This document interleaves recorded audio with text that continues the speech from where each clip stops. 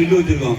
Madam அங்கே சென்னைக்கு போகும்போதெல்லாம் எங்கள் மில்லுக்கு திருத்தணி, அரக்கோணம், ஆர்கேபேட்டை இருக்க மில்லுக்கு வந்து விசிட் பண்ணி எங்கள் ஊரில் எங்கள் மக்கள்லாம் வேலை இல்லாமல் இருக்காங்க, பின்தங்கிய பகுதியாக இருக்குது, அதனால என் மக்களுக்கு வேலை கொடுக்கணும், அதனால நின்றா பகுதியில் உள்ள எம்எஸ்விபுரத்தில் நீங்கள் ஃபேக்ட்ரி போட்டு எங்கள் மக்களுக்கு ஒரு 5000 பேருக்கு வேலை வாய்ப்பு கொடுக்கணும் ரொம்ப எங்கள்கிட்ட இது பண்ணாங்க.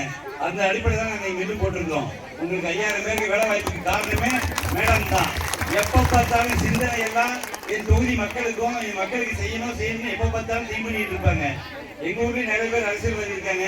அதுல வித்தியாசமா மேடம் இப்பயும் இந்த ஃபேக்டரி அமையறதுக்கு காரணமே எல்லாமே மேடம் தான்.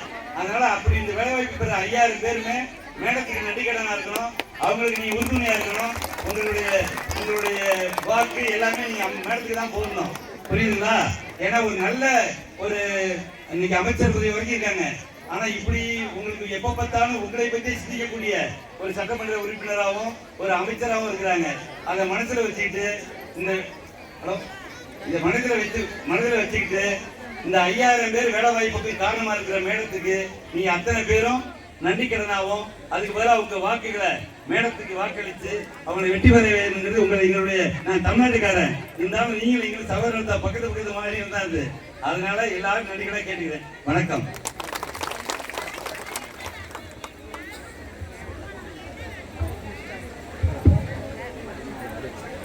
ఈ సందర్భంగా మన అందరి తరఫున మేడం గారు